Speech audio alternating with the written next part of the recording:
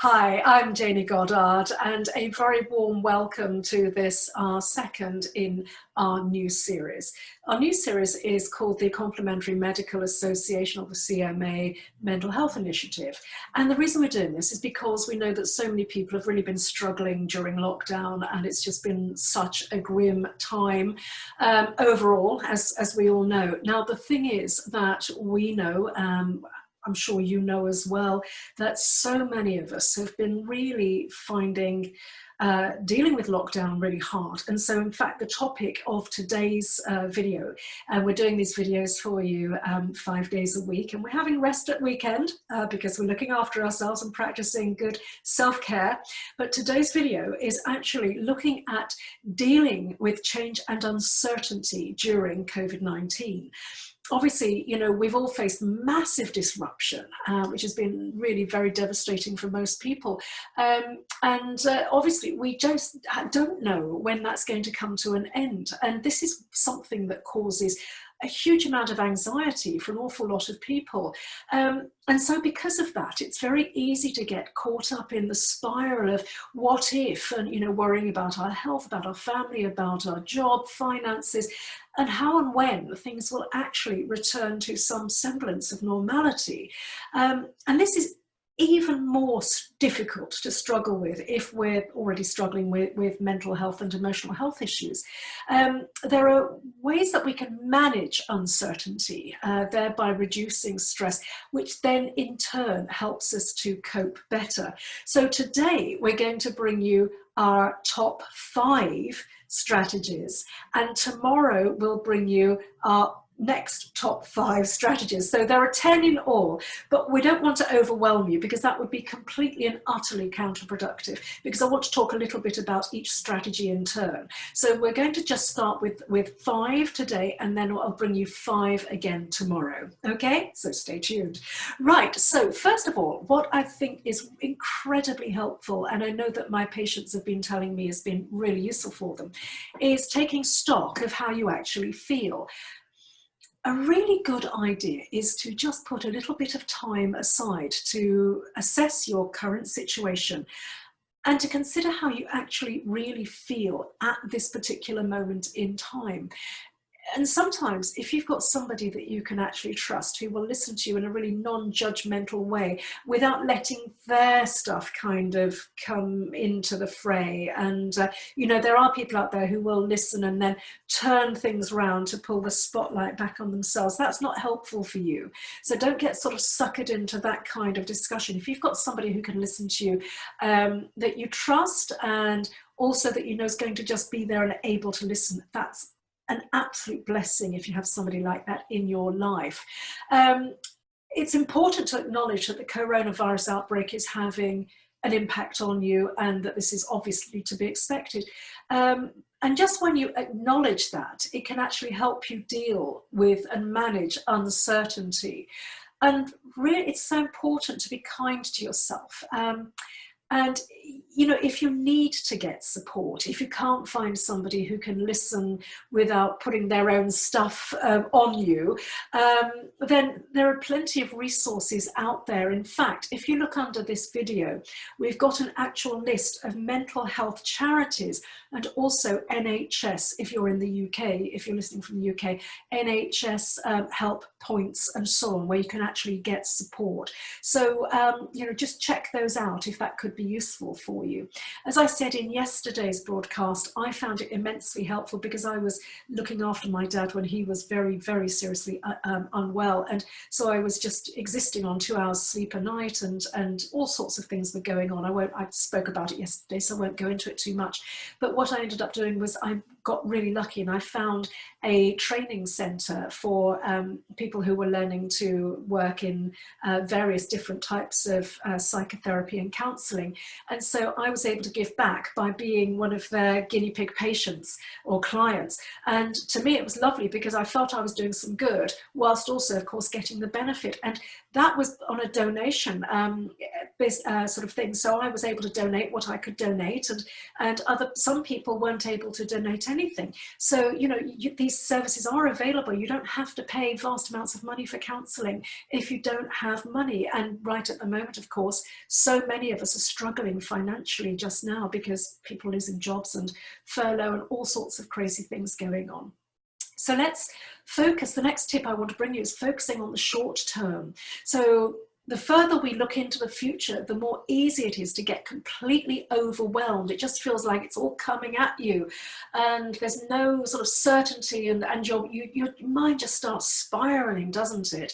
But if you actually stop thinking too long term, I know we have to think, some things we have to think about long term, but actually if you bring it back to what can I do right now in order to be able to change things, to make a little bit of a difference, it can really help. It can really help to empower you.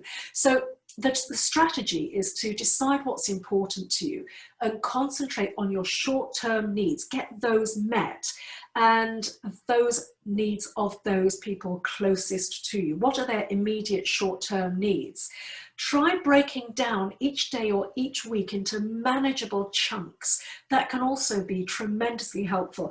I know, for example, if I've got a massive job that I've got to do for work, or if I'm writing a new book, for example, then you know, I could sit and stare at a blank screen, and I believe me, I've done that when I've been writing books and thinking, oh my goodness, I can't do this. It's just too massive a task. But then what happens is you've got to step back and look at, okay, so how could I break this down? How could I, for example, in my case, sort of say, okay, well, I've got to do chapters. What could go? How could I break each chapter down? And honestly, when you break down a massive task into small, manageable chunks, it makes all the difference in the world. It then becomes achievable. And remember that when you do each smaller chunk, step back and take a little bit of time just to congratulate yourself and to acknowledge that you've achieved something, because all of those juicy neurotransmitters, the serotonins, the dopamines and so on, all start to flood. And if we can get more of those flooding throughout your system, you're going to feel better anyway. So that really does help. Okay, so also I have to say, you know, that practice makes perfect, because again, talking about chunking down, just my final thought on this is that when you've made a little gain, a little victory, what then happens is it spurs you on, because you've kind of worked out how to make a victory, how to get a victory. It spurs you on to the next thing, then that next little victory plus the first one mounts up. And so all of these achievements that you're making actually turn into something much bigger. It's like a snowball starting at the top of a mountain and coming down the mountain, becoming an avalanche. In this case, an avalanche of successful steps that just makes life easier and easier. So it's like a virtuous circle, if that makes sense. So also, when you're thinking about, so tip number 3 today is thinking about acknowledging what's actually working for you. Even when it does genuinely feel like everything's going wrong, and we've all been there, haven't we? We've all experienced, like, you know, that feeling of no matter what I do, nothing's going to change, nothing will get better. But honestly, truly, things do change. Things really do change. And if you are at the point where you really feel that there's nothing that you can do and that it's really, really dark out there, please, please get some sort of professional help. If you're in that place, talk to somebody. There are always people you can talk to. I know it seems sometimes as though you're just in this pit of despair and there's nobody to talk to, but there are people out there. Again, we've got plenty of resources under this video. If you just need to talk to somebody, please do. Even if it's reaching out to me or my colleagues at the Complementary Medical Association, please just do that. You know, we're here to help. And we will always talk to you. If there's any, you know, if there's no other option, you can always reach out to us. Okay, so please bear that in mind. I made some notes here. I'm just going to check my notes. being grateful for things is hugely important. So acknowledging things, so aside from thinking about all the things that are going on, take some time to step back and acknowledge what's working. So there will be certain things, like even if it's just, wow, it was a really beautiful sunny day today, it made you feel good. Just that little bit of sun on your back, even if it's a cold day, or just seeing a little daisy poking its little head up through the pavement, or through a crack in the pavement, you know, just little tiny things. You know, even the smallest things can give us some sort of something to just think, okay, that is okay. And I feel grateful for that. Now, one of the exercises that has been proven to be really helpful in actually repatterning our neurology and actually growing our brains to be able to think more positive thoughts more easily. It's a concept called neuroplasticity. Plasticity meaning the ability of something to be malleable and to bend and change and change shape and so on. So neuroplasticity, the way that the nerve connections in our brains actually change. The truth of the matter is, and the research bears this out, that if you can think of positive things, so if you can actually write down each day 3 things that you were grateful for on that day, your brain will actually change. The structure and the ability, the structure and the function, the ability to think more positive thoughts. Now, one of the things we've created for you is the 3 good things. I'll say that again, 3 good things gratitude journal. So we've created this absolutely beautiful workbook that you can print out. You can find a link to that again under this video. Okay, so click on that. It's free for you to download.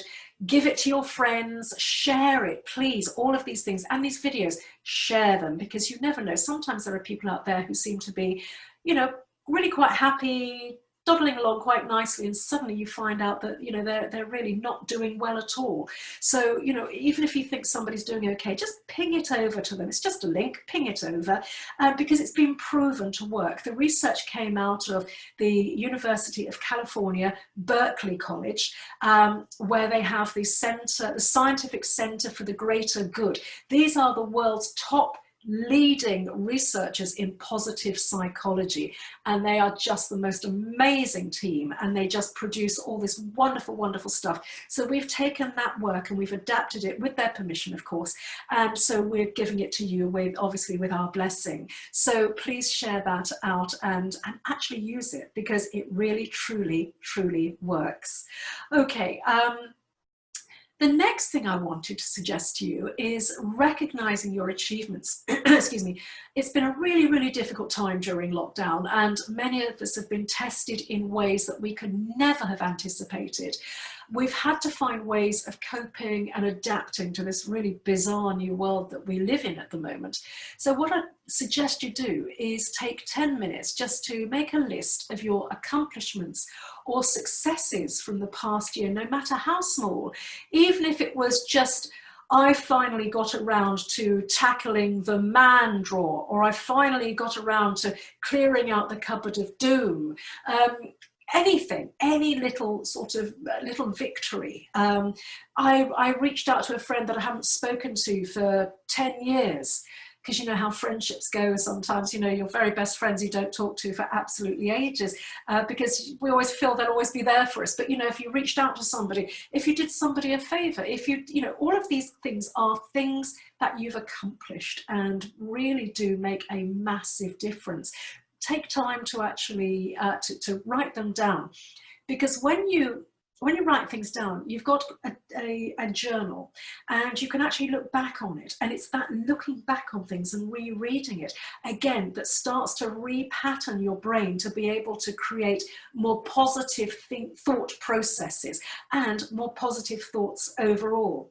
The converse aspect of that is try not to hang out with negative people, because again, if you are mainly thinking negative thoughts or discussing negative, depressing things, your brain is very plastic, as I said earlier, and will repattern to be able to facilitate those more negative thoughts more easily. So be very careful who you talk to. Try not to watch the news unless you really have to, because that's so depressing.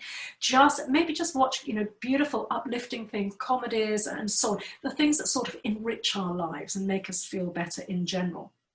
And then finally for today, remember these are the top 5 for today, and the rest I shall be bringing you tomorrow because I don't want to overwhelm you, is find a new rhythm. Routine and structure can be a really powerful way to regain some sort of consistency and reduce any feelings of uncertainty. A typical day, for example, has probably changed an awful lot for us all. Perhaps where we used to get up and go to work or what have you. You know, if you've been furloughed or if you've lost your job or if things have changed dramatically in another way, clearly that day structure has dramatically changed. So think about the things that are in your control and think about setting little goals for yourself. You know, setting the alarm is very important. Getting up, making sure you brush your teeth, have a shower and so on and so forth.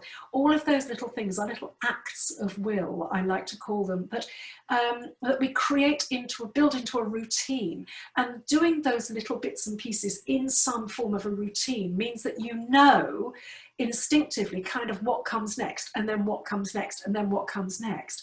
And finally, taking time at the end of each day to wind down properly, build in positive activities like exercise, relaxation, maybe take up hobbies that you used to love doing previously, but you didn't have time to. Picking up the phone and speaking to friends and relatives, anybody close to you. And obviously, as I said yesterday, the importance of developing a really good sleep routine is so crucial. So I will, as I said yesterday, I will be doing a special standalone video on sleep.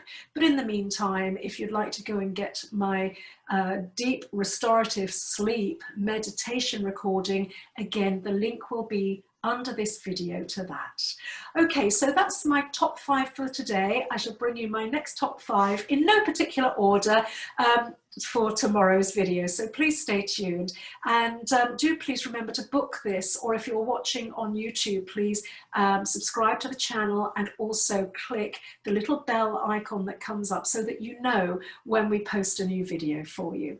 Okay, so I shall love you and leave you then, and please, if you're struggling, contact us or reach out to Complementary Medical Association members who will be able to either look after you themselves, or they'll be able to tell you where you need to get further help from. They can refer to other people as necessary.